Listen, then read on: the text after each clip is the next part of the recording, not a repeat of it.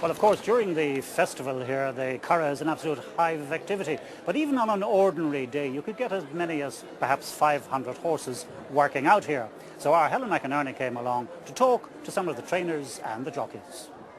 Right, jockeys, come on, let's go, put them out.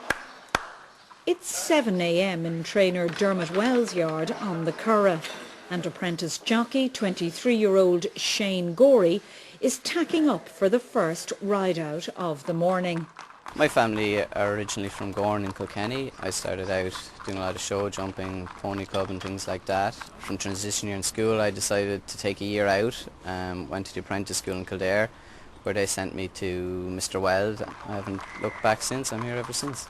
I've been an apprentice for about seven years now, so I'm getting towards the end of it, whereas I'll be trying to make the transition now from apprentice to fully fledged jockey, where it gets very competitive because you've got younger guys coming up the ranks, and then I'm supposed to try take on the likes of Johnny Murtagh, Mick Cannan, and even in Wales we've Pat Smullen and Pat Shanahan here, so it's tough to hold your own at that end of things.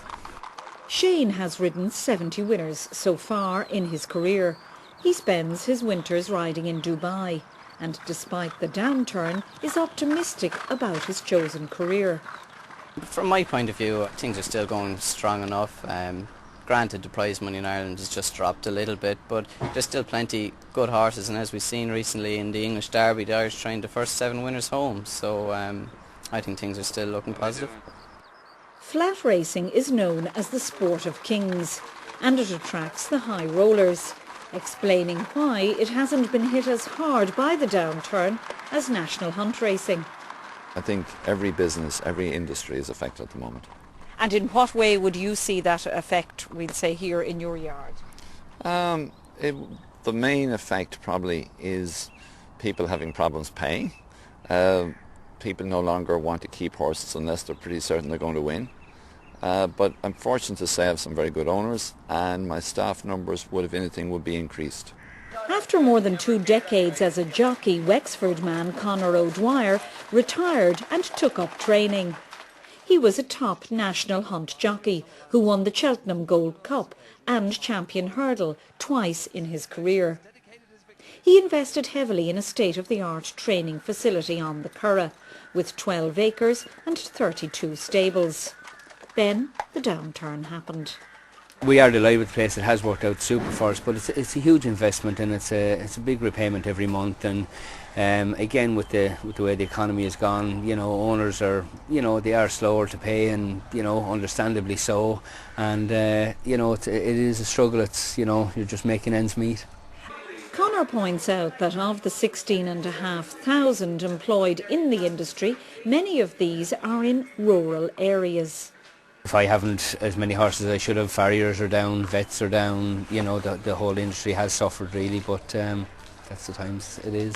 Hopefully it'll pick up, I'm sure it will. It's just a matter of keeping our heads down and keeping what owners we have in the yard, and hopefully we'll get through it, and hopefully be onwards and upwards from there. Racing festivals that are televised are the glamorous face of the industry. But behind the scenes, Irish horse racing supports 16,500 jobs. National hunt jockeys get a flat fee of €169 per ride. I'm a freelance national hunt jockey and have been for the last 8 or 10 years. And I mean, basically that means you go and you ride out somewhere every morning. Like I'm Jimmy Coogan's, Conor O Dwyer's a couple of mornings a week. And I mean, you have to put yourself about to try and get the rides. A jockey's career has a limited lifespan, and not everyone turns their hand to training. On the flat you get away with riding till 50. I mean, over jumps you don't. Conor O Dwyer packed up last year at 40, which was quite long term for a national hunt jockey. I mean, if you get to mid to late 30s, you're doing well, And I'm 33 this year, so I mean, the clock is ticking a little bit that way. I mean, you have to be thinking down the road what's around the corner, A few of the lads have gone into pre-training horses for trainers, but I mean, I've been talking to a few of them, and they're definitely struggling at the moment, It's an industry that requires huge investment. Top flat trainer Michael Halford has been training for the past 26 years. 4 years ago he bought 57 acres. It was at the peak of the Celtic Tiger, and Michael had outgrown his previous training establishment on the Curragh. He employs 30 people. I felt if I didn't go forward then I never would. So went on and bought the place, and that's what we have here now today. It was a huge development, big project to take on, but don't regret a minute of it now. Enjoyed every minute of it.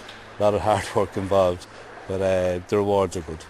We trained for some very good people, but some of our owners were affected. There's no doubt our numbers are down.